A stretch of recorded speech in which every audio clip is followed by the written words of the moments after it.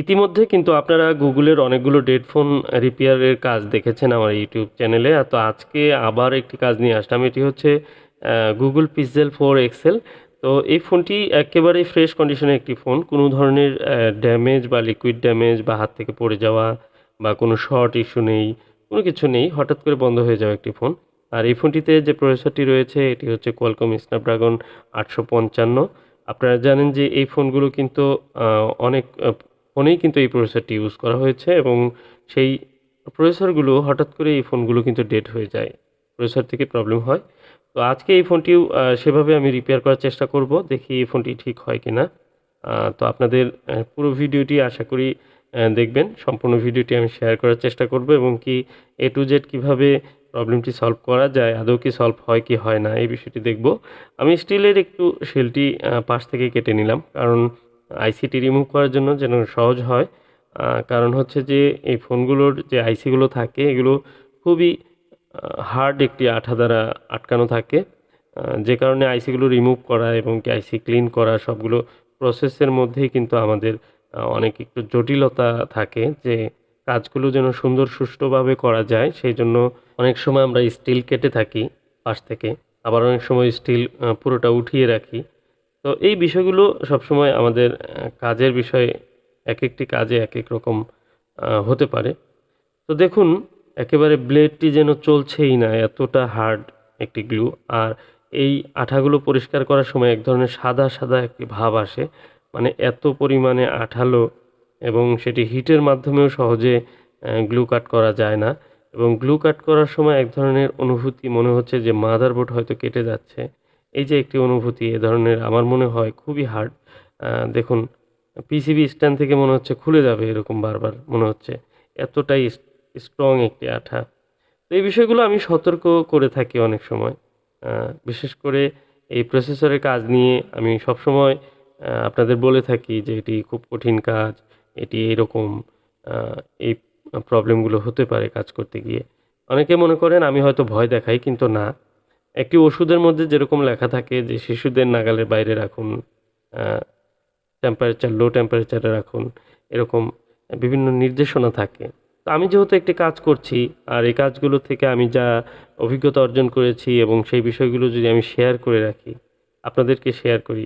আ যারা এই কাজগুলো করেন তাদের মনে হয় যে কিছুটা হলেও তারা সতর্ক হবেন এবং কি সুন্দরভাবে আরও কাজটা করার চেষ্টা করবেন। তাতে করে যে আইসির দুর্ঘটনা ঘটার সম্ভাবনা থাকে বা একটি ফোন না হওয়ার সম্ভাবনা থাকে, সেখান থেকে হয়তো তারা বেরিয়ে আসবেন। আসলে কে কোনভাবে নিবে সেটি হচ্ছে বড় কথা। কারণ কাজ করি অনেক সময় অনেক ভুল ত্রুটিও হতে পারে কাজের মধ্যে। আ তো সেই জায়গা থেকে যদি কেউ কোনো ভুল ধরিয়ে দেয়, তাহলে তো তাকে আমি মনে করি যে তাকে সে আমার শত্রু না, সে আমার বন্ধু। কারণ সে আমার উপকার করল।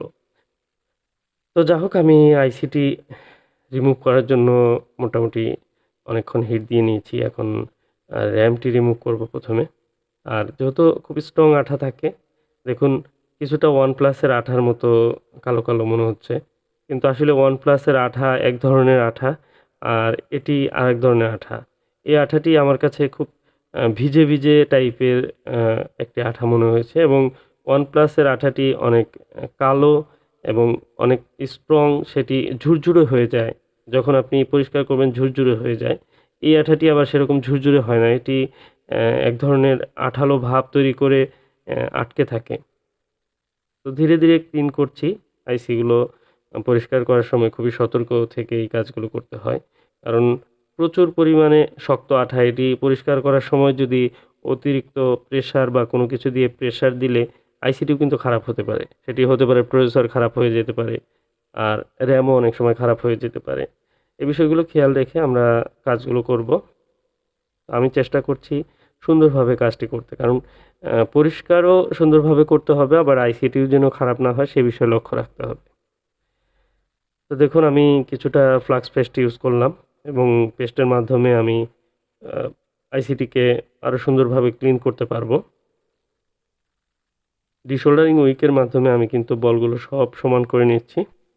আর এই র‍্যামের বলগুলো এগুলো ক্লিন না করে পরেও করা যেত।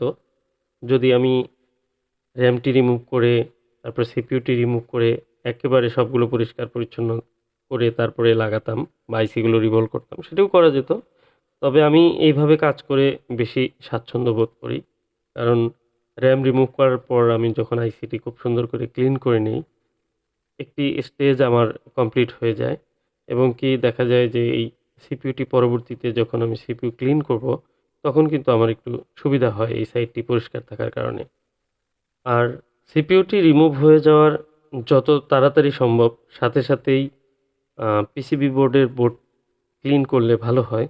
এর একটি বিশেষ কারণ রয়েছে। কারণ মাদারবোর্ডটি যখন হিট থাকে তখন আপনি খুব সহজে বলগুলো ক্লিন করতে পারবেন। যদিও অনেকে দেরিতে করেন বা লো টেম্পারেচারের কিছু পেস্ট ব্যবহার করে তারপর করেন। কিন্তু সেক্ষেত্রে আমার মনে হয় খুব তাড়াতাড়ি গরম থাকা অবস্থায় আপনি যদি এটি ক্লিন করেন, খুব সহজেই এই বলগুলো পরিষ্কার করতে পারবেন। তবে অবশ্যই খুব সতর্কতার সাথে করতে হয়, কারণ মাদারবোর্ডটি যখন গরম থাকে, আশেপাশের যে কম্পোনেন্টসগুলো, রেজিস্টর, বিভিন্ন পার্টসগুলো থাকে, এগুলো কিন্তু সোল্ডারিং আয়রন বা কোনো কিছুর মাধ্যমে হালকা টাচ লাগলেই কিন্তু রিমুভ হয়ে যেতে পারে। এটি কিন্তু একটি গুরুত্বপূর্ণ বিষয়। যে বিষয়গুলো সবকিছুর সমন্বয়ে কাজ করতে গেলে ধীরে, ধীরে আসলে অভিজ্ঞতা হয়ে যাবে। আপনারা যারা কাজ করছেন তারা তো এই বিষয়ে অবশ্যই অভিজ্ঞ। তবে একটি জিনিস খুব দ্রুত শেখার চেষ্টা করবেন না।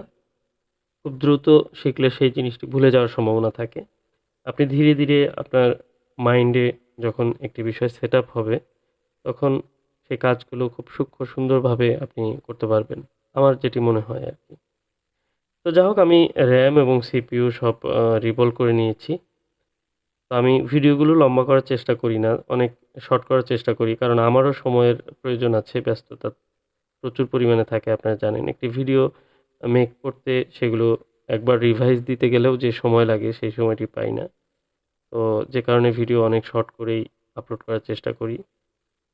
তো রিবলিং এর কাজ আসলে তেমন কিছু না। রিবলিং এর কাজ অনেকেই করছেন। তবে রিবলিং এর কাজটি যত পারফেক্ট ভাবে করা যাবে, ততই ফোনগুলো ভালো সার্ভিস দিবে এবং কি সেই ফোনগুলো সাকসেসফুলি রিবোলিং করে ফোনটি অন হবে যদি কাজটি পারফেক্ট হয়। আর একবার যদি কাজটি পারফেক্ট না হয়ে কোনো ধরনের ড্যামেজ হয়ে যায়, তাহলে সেই ফোনটি নিয়ে আর দ্বিতীয়বার কাজ করার সুযোগ থাকে না। অনেক ক্ষেত্রে কাজ করেও দেখা যায় ফোনটি ফুললি রিকভারি হয় না। এই বিষয়টি অবশ্যই, অবশ্যই আপনারা জেনে রাখবেন। কারণ অনেক কাজ করা ফোন যেগুলো ট্রাই করেছেন হয়নি, সেই ফোনগুলো কিন্তু আমার কাছে অনেকে পাঠাতে চান, অনেকে নক করেন। আমি অত্যন্ত দুঃখের সাথে জানাচ্ছি যে কাজ করা ফোনগুলো একেবারেই এখন নিতে পারব না। টোটালি ফোন রিসিভ করা বন্ধ আছে। তো এর মধ্যেও কিছু, কিছু ফোন আমি নেব যেগুলো কাজ করা হয়নি। কারণ আমার সময় খুবই অল্প। আমি খুব অল্প সময়ের মধ্যে হয়তো আবার কাজের থেকে একটু বাহিরে ব্যস্ত হয়ে যাব। কারণ ডিসেম্বর মাসটি আমার একটু সময় ছিল, যে কারণে আমি কিন্তু আপনাদের সাথে অনেক লম্বা সময় পার করেছি। অনেক ভিডিও শেয়ার করেছি। অনেক মডেলের কাজ করে আপনাদের সামনে সেগুলো তুলে ধরেছি। তো যেহেতু ব্যস্ত যখন সময় হয়ে যাবে, ব্যস্ততায় থাকবো, তখন হয়তো সেভাবে আর ভিডিও শেয়ার করা বা কাজ করা সম্ভব হবে না। তো সিপিইউ, RAM সবই ইনস্টল শেষ। এবার ফোনটি অন করার পালা। আর আমি ভালোভাবে পরিষ্কার করে তারপর একটু চেক করব।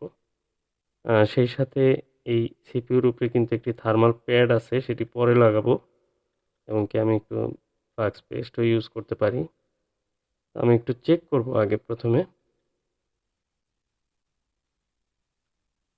থার্মাল প্যাডটি এখনই লাগিয়ে দিলাম, কারণ ফোনটি ফাইনালি যদি আমি ফিট করে দেই তাহলে এই কোনো সমস্যা হবে না। সবকিছু ঠিকঠাক রয়েছে। দেখুন, আমি এই মাদারবোর্ডটি জাস্ট বডিতে বসিয়ে ফোনটি অন করে আপনাদের সাথে শেয়ার করব যে ফোনটি ডেড মোডে থাকা ফোনটি অন হয় কিনা। আমাদের মূল উদ্দেশ্য হচ্ছে ফোনগুলো রিপেয়ার করা এবং কিছু ডেড ফোন রয়েছে, কিছু ক্যামেরা প্রবলেম, টাচ প্রবলেম, এ ধরনের প্রবলেমের ফোন রয়েছে, যেগুলো রিপেয়ার করে থাকি প্রসেসরের মাধ্যমে। প্রসেসর রিবোলিং করে, রিঅ্যাসেম্বল করে। তো এই প্রসেসরগুলো মূলত চেঞ্জ করতে হয় না বা এগুলো খারাপ হয়ে যায় না। প্রসেসর ম্যাক্সিমামই ভালো থাকে। বলগুলোর কানেকশন ফল্ট হয়। একটি প্রসেসরের মধ্যে কয়েকশো বল থাকতে পারে এবং সেই বলগুলো সম্পূর্ণ ফেলে দিয়ে নতুন করে বল তৈরি করে লাগাতে হয়। দেখুন, ব্যাটারি আইকন চলে আসছে, চার্জ রয়েছে টু 4% চার্জ। তো এই ফোনটির যে প্রবলেমটি ছিল ডেড মোডে থাকা একটি ফোন। তো আলহামদুলিল্লাহ ফোনটি রান হবে আশা করি। এবার আমি অন করার চেষ্টা করব। তো খুবই প্র্যাকটিক্যালি কাজগুলো আপনাদের সাথে শেয়ার করি। আসলে হাইড করার কিছু নেই এখানে। দেখুন আমি ফুল ফিটিং করেই আপনাদের সামনে নিয়ে আসলাম। জাস্ট ব্যাক শেলটি এখনো লাগানো হয়নি। তো যা হোক ফোনটি ফাইনালি অন হয়েছে। আর এ ধরনের কাজ অনেক করেছি। আপনারা দেখেছেন যে কাজগুলো হয়ে যায়। কারণ নিখুঁতভাবে কাজগুলো করলে আসলে হওয়ার মতো ফোন।